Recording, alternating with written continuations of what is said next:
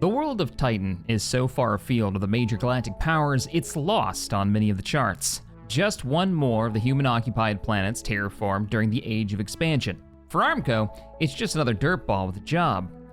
One we desperately need. Hello, ladies and gentlemen, my name is Captain Shaq.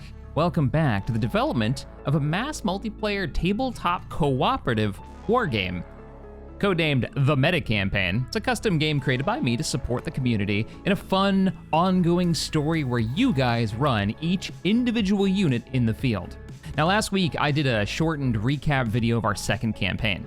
Talked about the ups and downs of development, the shocking amount of interest this project has gathered that I hadn't expected at all, with over 200 people playing in the last campaign and having over 600 signups for Campaign 2. And I mentioned that Campaign 3 now has 350 players actively playing in a test campaign working with a new, shifted rule set to deal with more players. And that's what this video is about. Kind of a journal or a log on how the campaign is going and how the development is going for this crazy rule set I've worked out so far. So let's set the stage, and then we'll talk about mechanics, events, and how things work. After fighting the horde of skittering insectoids on Haven, saving the planet, ARMCO commanders voted, well, in favor of leaving the friendly world behind and becoming a roaming fleet as a free company. An army for hire. Hundreds of disparate mercenary companies all working under a single flag, that of the Armitage Free Company, named after a world long lost to an implacable enemy. After taking a job on the space mines of the world of Luzon, this was Campaign 2, we left in search of the next gig. A few months later, contract on a world of Titan was the best we could do. Having traveled as far as we did, ARMCO had run out of gas money. So, a quick job with limited hardware was in order. Titan.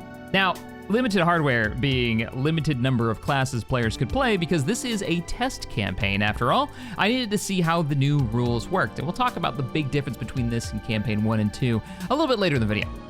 Now, Titan had a classic contract. A dictator named Yos Eldra, or Yos, depending on how you pronounce it, has been eyeing his neighbor's territory for far too long and decided after taking charge of his private kingdom in a bloody coup, he'd spend the next 10 years on buying up old mass-produced military hardware, and then he would call dibs on his neighbor, the Solar Sultanate's entire coastline to the west. They weren't having any of it, and this is where the fight started.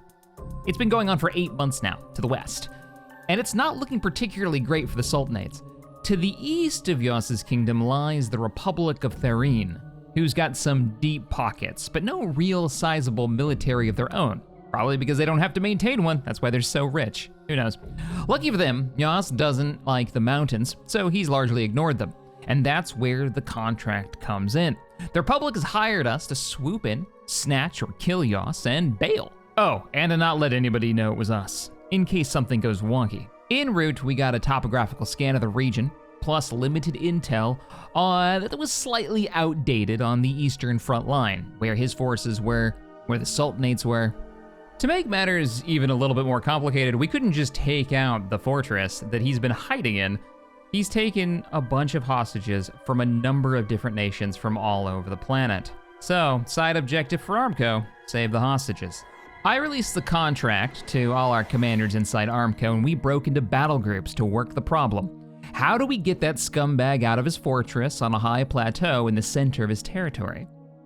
Now, battle groups are something new. Players had always broken themselves up, at least in the first and second campaign, into front lines and areas of operation, and they'd even given them special names, Sand Rat, Triton. But this was the first time we had built it into how the game runs. We voted on the initial risk-reward. The whole community. Do we drop out of FTL above his world over his nation and start a surprise, aggressive drop from orbit? Or do we sit in orbit for a day, gathering as much intel as we can, but making it well known that we're coming for you? Surprise would mean the kingdom wouldn't have time to drum up more units or support right away. They also wouldn't have time to dig in. It would limit his response time, but we would be dropping in blind. No intel whatsoever. Nothing but what's on the map you see now. Damn, ARMCO. Subtlety just wasn't on the menu. The votes were so in favor of a surprise drop, it wasn't even a competition. Now, when I talk about battle groups, this is one of the key differences between Campaign 1 and Campaign 2 and now, is that I'm breaking up the community officially into smaller sections. This doesn't mean that we have a single commander telling players what to do with their unit, as while that might make more sense in a science fiction RP, role-playing, military perspective, it's not fun from a gameplay perspective. I'm playing with 350 players and I want those players to make decisions that matter, not just follow what somebody else tells them. If I wanted them to just follow what someone else is telling them, then I would have made a game for only like 10 people and just given them a bunch of units. Battle groups are more one to get you focused in and talking to the people who are going to be around you during the fight. Whose tanks are going to be on the front line? What infantry do we have? Do we have any medics? How are we getting there? What are we transporting in? And what is the design idea behind our battle group? Are we a bunch of mechanized infantry? Are we a couple of lance groups of mechs? That kind of thing. Now, one part of organizing this was to have something called a TACCOM, or a tactical communications person. The TACCOMs are volunteers from the community, this is new, that gather up orders from about 30, that was the cap that I had to put on this, 30 players. You give those orders to your TACCOM, and they design a map that is sent to me with all 30 players' intentions on it, showing me your travel path, where you want to go from point A to point B, and what you want to do along the route or when you get there.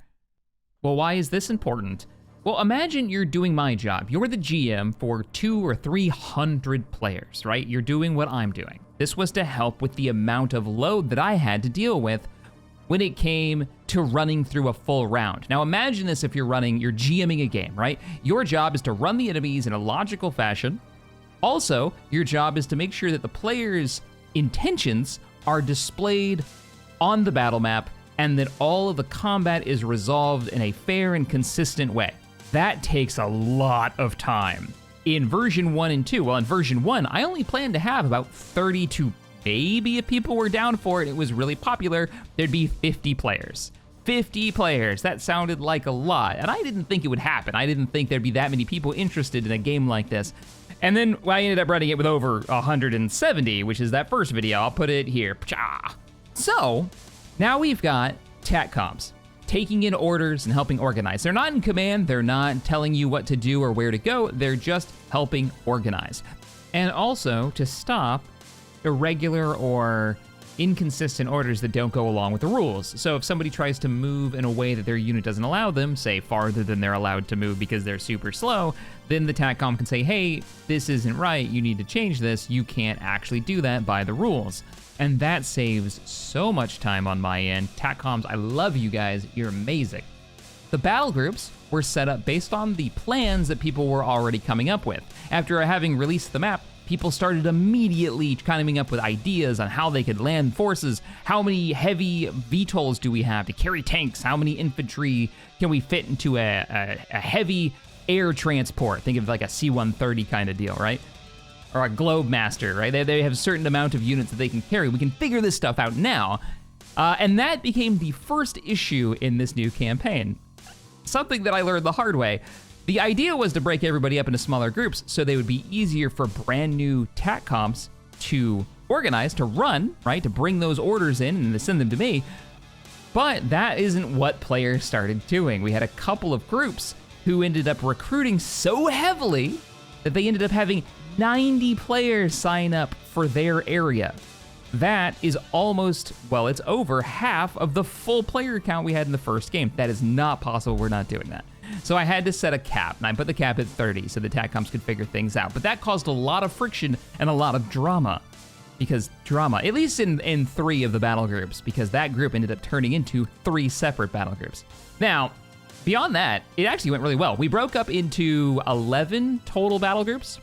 Nope, as of editing this, it's actually 13 battle groups. I even missed a couple of them. One of them was ATC, because they're spread all over the map, as in air traffic control. They are exactly what you think they are. They run a bunch of air units and are delivering payloads, be it supply or explosives, where they're needed most. As is Special Delivery, which was, I think, mostly bombers and another air unit. We have a lot of air units in this one, and they've been super valuable to the players. All right. carry on past me, and good luck explaining this madness to the audience. We had Hammer, which is going to be landing on the beach, and it was one of the last battle groups to be formed. They had majority armor and IFVs, or infantry fighting vehicles, full of infantry and medics. They also had a considerable amount of artillery. Other group landing next to them, which was Atlas. You can see them right here, with the goal of taking the airfield to the south of the military base. We had the group Blackout, named after their objective to go after the power plant. And Cthulhu, which was a joke name because one person wanted the group to be called Crow and the other one wanted to be Cthulhu, and so I mixed them together and they actually became Cthulhu, and I never saw any complaints about that. I think it's the funniest thing ever. Cthulhu and Blackout have been fighting alongside each other for a while. They had some really interesting ideas. We'll go into their battle plans in a moment, but they were down in the south trying to take over an airfield. Icarus was a weird one up in the northeast. Nope, northwest, you're bad, Shaq. They're in the northwest, they've been fighting for ages. They were going to fly in and drop in an open field and then engage in the north and the south of the designated landing zones that they'd established. They even had names for each landing zone, which was quite cool. And then they split off, splitting their battle group in half. And they've been stuck in ever since, and it's been quite a fun battle to watch. In the southeast along the coast, using one of our landing craft that was gathered from a mid-round event. Basically, these events happen as we are preparing a game, and then during the game, these events just kind of kick off based on player actions, things they say in chat, good role-playing, that kind of stuff. They managed to get their hands on a landing craft that they have direct control over. Think of a modern-day hovercraft that the US military uses, but think much, much larger. 20 vehicles on this thing. It's huge. Great for beach landings. And they decided that, you know what? Rabbit is the battle group's name, named after the fact that they were only accepting units that could go a certain speed because they had a mission objective: to be a quick reaction force running around the map. They are mostly built of light vehicles, which at the time, my significant other Tabby decided this would be fun. There were only 2 people signed up in the entire campaign to drive light vehicles. Think Humvees or Warthogs, that kind of unit, right? I'm sure you can think of your favorite science fiction universe and you can immediately picture what I'm talking about, right? Basically, 4-wheel drive and a machine gun on the back. That's what this thing is. And their special thing is, if you can get 2 of them together driving along, they can carry an infantry unit with them. They can split a 6-man squad, 3 in one vehicle, 3 in the other. This is something new we've never had in a campaign before as a special feature for them, or they can even carry supplies, kind of doing the same thing. They split it between the 2 vehicles. Their idea was, let's go really fast and let's experiment with the new order type system. Now that's a huge difference in mechanics from game 1 and 2. 1 and 2 campaigns, they played off of the idea that this was going to be a traditional, any kind of war game you can think of at a tabletop, maybe even XCOM, where you have a movement and you have an action. Maybe you have an action somewhere in between the movements. Maybe you have a way to do double movement if you sacrifice your action. You can probably think of like D&D, those kind of tabletop games. That was very traditional wargaming style setup. You have move and you have action. And once you've done one big action, you're probably done. Unless the game has some kind of bonus action system. And I know a lot of you were thinking of your favorite strategy game, turn-based strategy game, like, yeah, that's pretty standard, Shaq. Well, Campaign 3, we had to shift away from that. Because you can imagine, with 200 players, that is a lot of actions, that is a lot of movement orders that are very, very precise, and we were using a hex system at the time, meaning that players had a very particular hex they wanted to move to and a direction they wanted to face, based on the hex wall. And all of the player orders were put in through a text block on Discord, meaning it took forever to parse them all out to make sure each one was right, where you wanted to be, what you wanted to fire at. And now we've moved into if it's simple enough, just write out text on what you want to do, send it to your TACCOM who only has 30 players. But if it's a complicated order that you want to do, you can send an image, which you can give so much more detail in a simple screenshot with a line drawn on it, on the exact path you want your unit to take, and what order type they're going to be operating under, through just an image, which has been super awesome for getting far more detailed battle plans from all of the players. And then, of course, the big battle plan that comes from the TACCOM, compiling all of the orders together into one map for that battle group. And since there's only 30 players, they get through them pretty quickly. It's pretty sweet. Another key component of this new version of the game, version 3, is the fact that player and enemy turns happen at the same time, or is as close as I can possibly get to it. Enemy has certain goals and objectives that they want to complete.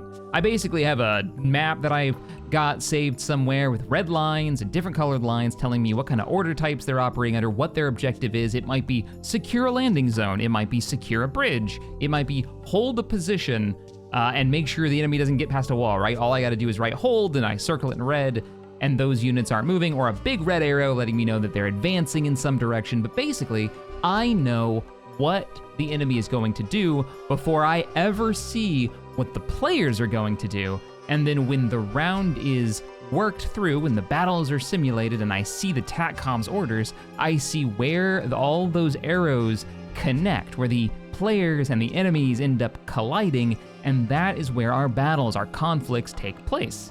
And that's the main key portion of version 3 that's very different. No more their turn, our turn, moving certain hexes, certain distances. We have the same kind of unit balance, but the turns are happening simultaneously, and we no longer are locked down to one simple action. But there is one rule that everyone should be made aware of.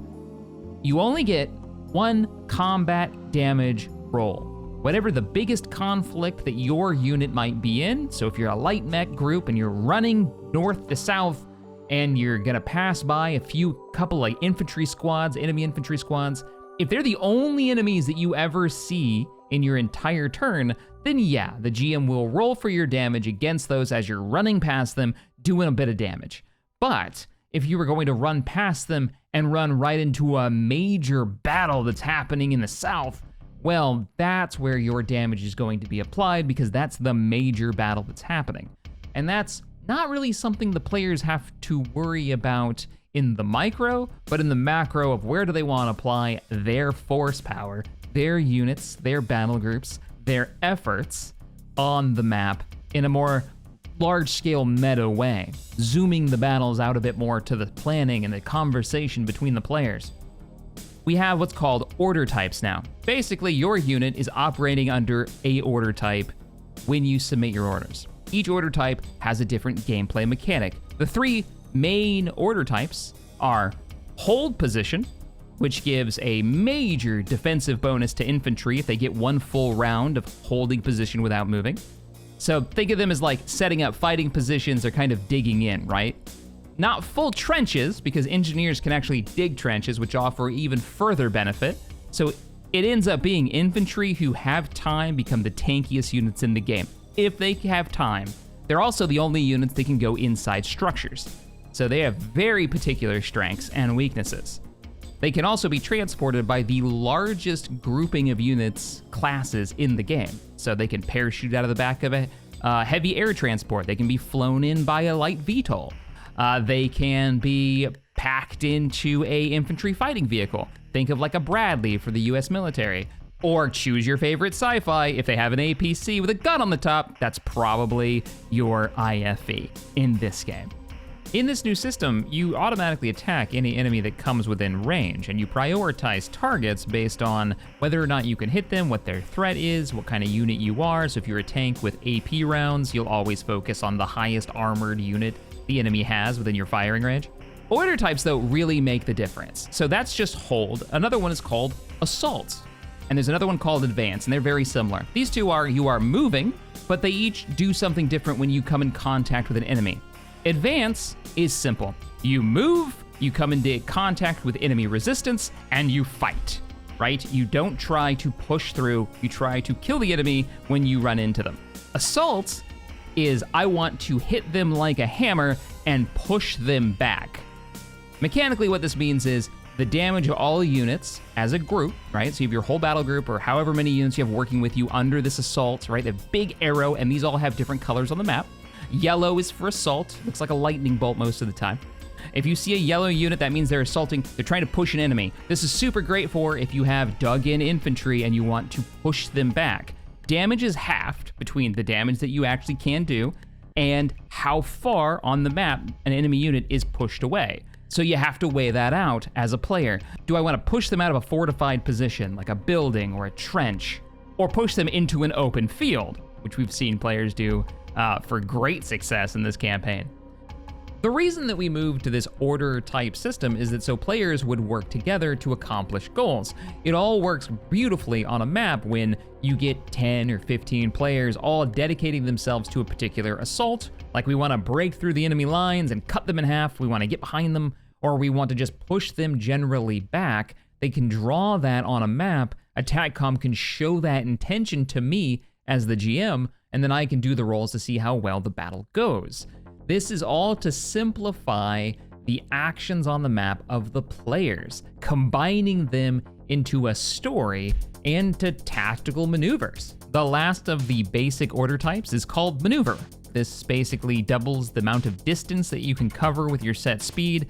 The way that I describe this is you're doing everything in your power to get from point A to point B as quickly as you can. You're leaving the formation behind, you're no longer running with other units for extra protection or in a formation, you're just trying to get someplace fast. This means that if multiple enemies can get into firing range of you during your flight or your run path, wherever you're traveling through, that they will be able to alpha strike you down even if there are friendly forces nearby. It also means that you will not counterattack if you get within range of an enemy. You will just keep going as fast as you can. The reason that I wanted this mechanic in here, Maneuver, is so players who ended up on the far side of the map had some kind of mechanic to let them get quickly back to an area where the action is taking place. It also means that players have to weigh out the pros and cons of, well, running in a very high risk order type that could get them killed in one round if they're not careful. You only want to use this when you're far behind the line and there are no enemies around that can't get to you and that you just want to get caught back up. Those are the simplest ones. There are specialized ones like the light vehicles, which is why we started talking about this. They have something called skirmish. Light vehicles and light mechs can go into a skirmish order type. It shows up as green on the map.